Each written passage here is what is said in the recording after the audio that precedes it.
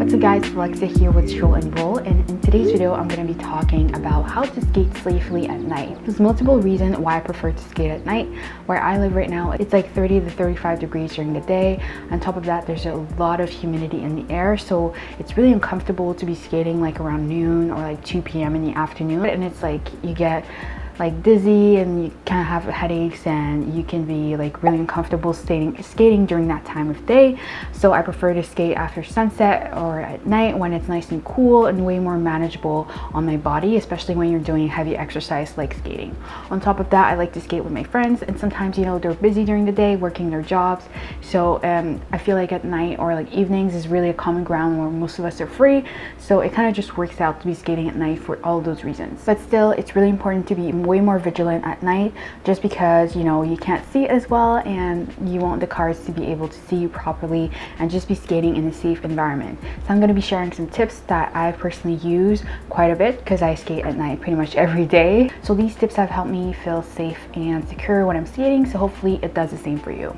So tip number one is to wear full gear. I'm going to be honest, I'm not always wearing my gear. Sometimes when I'm just going for a quick stroll or to run errands, I'll just like put on a hat for sun protection and just zoom out the window. But when I'm skating at night, I have a rule where I always wear my gear. You just can't see as well, and there's a little bit more risk involved, so I like to make sure I err on the safe side of things, and I wear my helmet. So I wear a double certified helmet by S1 Helmet, so I really recommend those. On top of that, I wear my wrist pads and my knee pads. I don't really wear elbow pads unless I'm like skating at the skate park, so if I'm going for a stroll at night, I'll just stick to all three of those protection gears, and I feel super safe and super protected. I really never fall on my elbow. I know it is a possibility, but I feel like it just restricts my movement too much, and it's not really worth it for me when I'm just going around for a ride. So yeah, definitely wear protection, wear gear, even if you like experience or like you're taking routes that you've already taken before. It's really not the same during the day versus at night. I would definitely recommend to wear gear at night. So tip number two is to be visible. Now, unlike bikes, most skates really don't come with any like built-in lights or any reflective components on them, so it's really up to us to like either add those reflective components or those lights on our skates to be visible by cars at night. There's multiple ways that I try and make myself visible. The first way that I try and be visible is by using wheels that light up. Now, I know that this one is not the cheapest investment. Usually a set of 8 wheels will set you back a little bit over $100 Canadian, or around like $100 USD, so it's definitely like a kind of a hefty investment, but for me it's totally worth it. On top of being like fun and just cool to look at, they really make me feel extra safe when I'm skating at night, and just being sure that the other cars can see me when I'm skating on the road, or even just when I'm skating on the bike path, that the cyclist behind me can see me, the cyclist in front of me can see me, and I'm just being seen in general. You know, if I don't have light up wheels and just have my regular wheels on, like I'm just invisible really. Like you can't see me until like I'm like 1 foot in front of you, and that just doesn't make me feel safe. I love having my light up wheels for that exact reason. I bought them specifically to skate at night, and I bought them specifically for that security aspect, just of being seen by other people and other people on the road, even just pedestrians or anything like that. On top of that, one thing that you could also try is to add maybe reflective bands either to your skate boot or on yourself if you wear like a backpack or something like that. I personally haven't done that yet, but I would definitely buy some type of reflective tape and put that somewhere, either on my backpack or my skates, just so if the car is in front of me or flashing their lights on me, they can see me from the distance as well. So that could be another tip.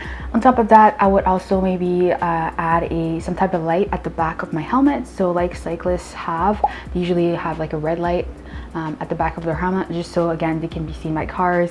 Either like a static light or flashing light, either of those should work. Again, I don't have a red light at the moment. I have a headlamp, but I don't have a light, so that could also be something that could be added to my night setup at the moment. I'm still kind of building that up. I have a good base right now, but adding a red light and reflective tapes or stuff like that to my gear would definitely be another improvement that I could personally make. So point number 3, I briefly touched on it, but it would be to wear a headlamp. Now, I know this seems like a little bit like extra, like you're not going hiking in the woods, like why would you need a headlamp? But I would say that it's very important, especially if if you are on roller skates. So because our wheels are usually smaller than, let's say, an urban inline skate, we tend to get stuck in those cracks and wedges and potholes way more easily than, let's say, an inline skater. Usually when I'm skating with my inline friends, I'll notice that they kind of just easily groove over cracks without any issues, while I really have to look for those cracks in order to avoid them, hop over them, or stagger my feet over them or something like that. Sometimes I can get away without specifically looking at the road and just staggering my feet, but I live in a city where the streets are not always perfect, and sometimes the streets are really like full of cracks and really like gaps in the road that I really have to like pay attention and like either hop over them or like kind of go around them a lot.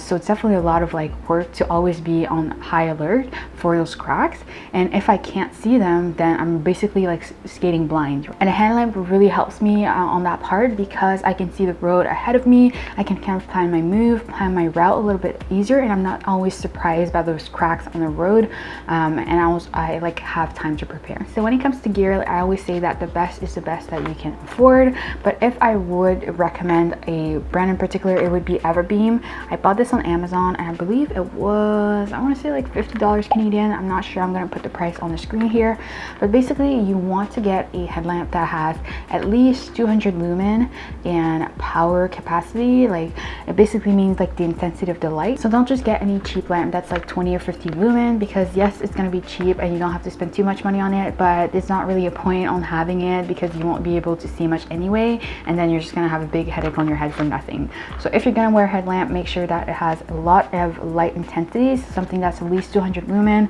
I believe this one is like 600 lumen, so a little bit overkill, but I'd rather be on the safe side. On top of that, it has different modes that I can click on. So I have full brightness, I have like low brightness, and then I have a flashing light. So it's really cool to have those different modes. On top of that, a really nice feature that I really enjoy about this particular headlamp is that it does have a motion sensor mode. So if I click that motion sensor mode, I can just wave my hand in front of it and to turn it off, and wave my hand again to turn it back on. Because sometimes when we're skating at night, especially with my friends and stuff like that, I don't want to always be like blinding my friends for like no reasons if I have it on for the whole time. Sometimes we're going from well-lit streets where I don't need to have my headlamp on to like streets that are really dark while I turn it on, and I never have to like look and like kind of like be like struggling with the buttons on top of my head. I can just wave to turn it on, wave to turn it off. So it's really neat.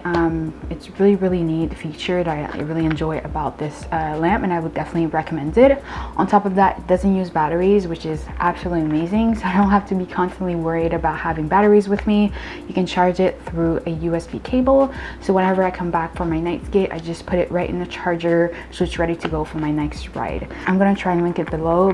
Also forgot to mention another additional feature that I like is the fact that you can tilt the lamp, so it doesn't face straight on. I can have it kind of tilted like 45 degrees, so it's angled and the light is going on the road, which is where I want it to be. Like, I don't care about the light going straight over there and seeing those houses. I want to be able to see the road, so I like the fact that you can tilt it. So if you're going to be looking for a headlamp, I would look at something that has a high lumen capacity, so over 200 lumen. I would look at something that is tiltable, and maybe something that is motion censored, if you're like, it's really going to make your life a whole lot easier. And then maybe something that doesn't require battery, so you don't have to be stressed out having batteries. So if you have those 4 things, you should be good to go. It should be a high quality lamp that you can keep with you for months to come. Number 4 is going to be kind of related to my last point, and it would be that if possible to stick to well-lit street. Now, before I had a headlamp, this was really a big concern of mine. I would really only want to be skating on well-lit streets, streets that have like those big street lights on, so I can really see what's happening. Now that I have a headlamp though, I'm not as restricted. I can kind of just go anywhere because I have my own portable light with me. But yeah, if you don't have any of that gear like a headlamp, I would definitely say stick to well-lit street, or maybe even if you're just starting to night skate, I would still say to stick to well-lit street. If you are going by yourself, also stick to well-lit street. Don't go on like dodgy, like dark neighborhood that you've never been in before and skate there. Definitely stick to well-populated, well-lit areas. Just as a general safety tip, I'm mostly skating groups, so I kind of just go wherever the group goes, and as a group it's just a lot easier. Which brings me to my fifth point, which is if possible, skate in a group. Now the group size, that will really depend on the preference. Personally, I like to skate with like a small-ish group, so anywhere from like 5 to 10 people. Last night I skated with a huge group, or I think like 40 people, and that was kind of erring on the side of like, you know, being a mob, and I'm not a huge fan of that because we kind of just take over the whole street. It's kind of messy. We have to look so we're not like running into each other, so that's kind of a bit of, like, of an extreme. But personally, I really like to skate with like small-ish groups of like 5 to 10 skaters. If we're skating on the street, we have like the group effect, so cars will, you know, leave us plenty of room, and we're not skating on our own lane. They'll kind of like change lane to like accommodate us, as opposed to if you're kind of just skating by yourself, like cars will not give you as much space. So definitely skating as a group really adds to that group effect, and cars kind of just move out of your way and let you do your own thing, so you just feel safer a little bit. And also, you know, if anything happens, you always have your crew with you and all of that good stuff. So I have 2 more tips to share with you. The next one is going to be definitely don't wear headphones. I would never recommend that you wear headphones when you're skating outside, outdoors in general, but especially not at night. You already have one of your sights reduced, so the vision, you can't really see as clear, so it's really not the time to add another deficit and be like also like impaired with your sound and hearing abilities. So if you're going to be listening to your music, jamming to your sounds, I would definitely recommend a portable speaker. My friend always skates with the GBL, and he really likes that one. So that is a really good speaker that you can just clip onto your shorts or belt loop and have it with you the whole night. I don't personally have that speaker. I just haven't mustered the courage to like make that investment because it's kind of like an expensive speaker, but it's pretty cool. Like whenever he brings it, it's really loud, and it's Bluetooth, so you can connect it to your phone. You can even pair like multiple speakers. If like other people in your crew have that same speaker, you can pair it, so it's like even more of a like nice sound. And yeah, it seems like really easy to use, so I would probably recommend that one as an outdoor speaker. And just definitely don't wear headphones. Sometimes when I'm skating by myself, I'll just wear my armband, I'll put my phone inside and just have my phone and just put it playing music, so that's like a really easy personal speaker. But obviously if I'm skating as a group, someone always has a speaker and we're all enjoying some pretty cool tunes, so definitely wear a speaker, no headphones allowed. And the last tip I want to share with you is have a like emergency kit. So mine is kind of lame, honestly. I should like work on that because it could really like be helpful in one day if I come in a particular situation. But I would say I definitely have some type of like alcohol wipes and band-aids and maybe some gauze, like just really basic stuff. You can even get those kits at the dollar store that have everything already packed in there for you. It's really just like maybe a credit card size, wallet size, so you can just throw that in your backpack. It doesn't need to be anything fancy. It was really helpful for me personally. Last week I was skating, and of course I hit a crack that I did not see, fell on my knee. I wasn't wearing knee guards, so my knee got a little bit scuffed, and someone with who I was skating with happened to have, you know, bandages, alcohol wipes, so it was really like an easy cleanup, and we got going like 5 minutes later. But it was really nice of him that he had that in his bag, because it really came in clutch when I got hurt. And I would also say something maybe like some tools for your skate. Also, having a spare toe stop can be useful. I've had like skate rides while I'm bumming a bunch of hills, and next thing you know, I hit like plate on my toe stop, so it was really nice to have a spare one. Or if you lose it or something because it comes off, always have some type of like emergency like bag of like products, first aid kits, replacement, and then tools depending on your skate model, just so that you're ready in an event that something happens. But yeah, that was pretty much it for all of the tips that I have to skate safely at night. It's definitely not so much more different than skating during the day, but you just need to have a little bit more thought into it so that you're ready in any situation. If you guys enjoyed this video, make sure to let me know by giving me a thumbs up. You can also subscribe for more, and I'll see you guys next time. Bye.